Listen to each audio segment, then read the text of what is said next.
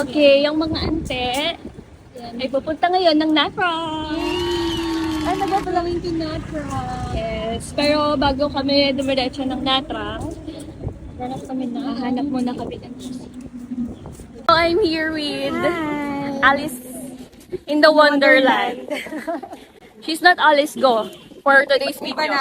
She's Alice in the Wonderland. We're having a problem here. We're going to find Isya. You know where? PM me. PM me, please. PM me if you know where to buy buy SIM SIM card card. here. Oh. English, oh. Ay, yung ganda. So, ayan po siya ngayon. Yes. Oo. Nandito ba yung natin? Bilog? Anong bilog? Yung, ayun. Paano kayo lipat doon? Very stressful. Ah, hindi. Bawal dito yung bilog. Oo, doon lang nagpapalaki. Nasaan yung landmark 3? Ayun doon. Andun. Eh, di landmark 3 na lang tayo. Yes mo na yung lakad na tayo. Ayan na, kumanta na sa narinig ko na. Ano pangalan? Ayan yung bus? Be, bus station. Let's go, landmark 3. Go on, go on. Napaka-musical naman ng mga ano. Naglalaban yun. Ang mahal, 139. Oh, ang mahal. Malayo kasi. Tsaka gabi na eh. Bakit kahapon anong 89? Ay, kanina 88. Malayo yata eh. Oh, mas malayo nga siya. Ang binmin. Malayo siya. Buko na. Ante. Song association? Ay, ganun. Grabe. Kailangan ko lang yun na. Ano group ba dyan? Oo, yung... Kung ano yung dulo, yun yung susundan. Yun yung susundan mo. Hindi kami bigay ng word. Summer lane. Ay, dito.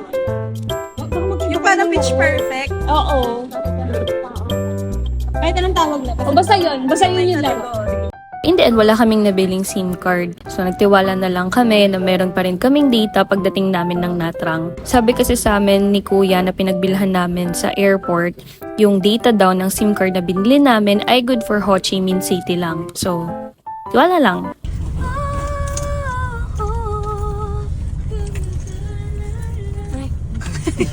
My phone erased? Wow, this is so nice. Diyan nakita nila yung basura eh. Sabi nung maso. Tawag ba sa akin? Sabi sorry. Linis pa. Ang galing dito, no? Galing puring-puri yung jet ng kay Rini. Kung tao yung kilig na kilig na yun. Konting ano na. Huminga, Bumalik ka ng huminga lang. Pilipinas. Ang galing. Nakakainis. Pero maganda naman. Pero hindi yung kada kibot. Wala mo na first time. Baka mahaling ganito talaga. Dito ko talaga. Hindi ka pa uwiin nito, tinan mo. Baliw. Nakakatakot yun, sabihin sa airport, narinig ko po lahat ng puting niyo sa akin. Ayaw, huwag ka na umuwi. Dito ka nga. Kaya mag-uli. Umuwi na dito ka na. Na-deploy ka na dito, be. Please. Huwag ka na kay Beme. Kay Ho Chi Minh ka na. Sakto lang yung pagdating namin sa terminal dahil maya-maya dumating na rin naman yung bus na sasakyan namin papuntang Natrang. Sa Klook namin binili yung bus ticket, around 1,200 pesos per person. May free snack and free water na rin iyon. Nandito kami sa, Taujita Sleeper Bus.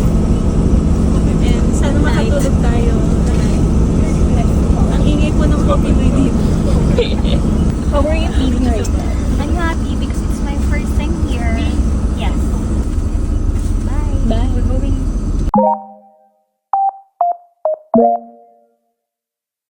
More than 6 hours ang biyahe from Ho Chi Minh to Natrang. Around 6 o'clock AM kami dumating and we decided to have our breakfast first. Umagang-umaga pa nga lang ay in-game na agad ako sa ganda-gandahan. After our breakfast, dumiretso na rin kami agad sa public beach nila. Right po here at Natrang Concourse.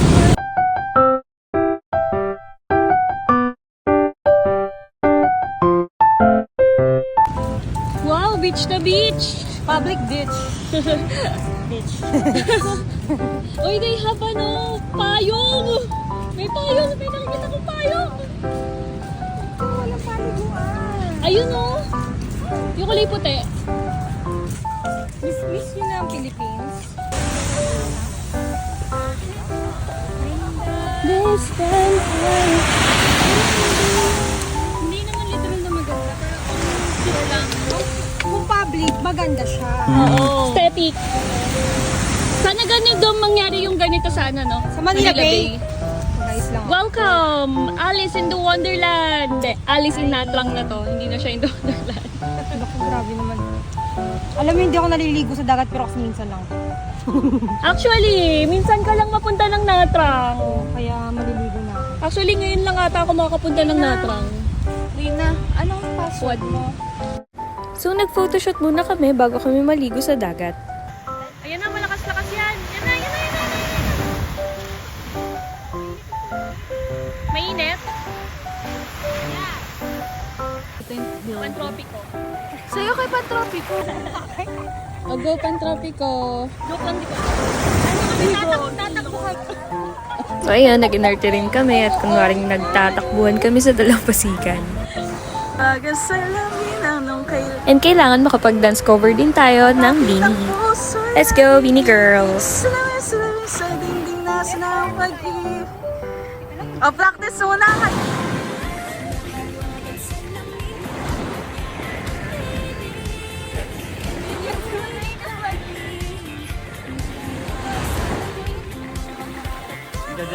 Gagaling?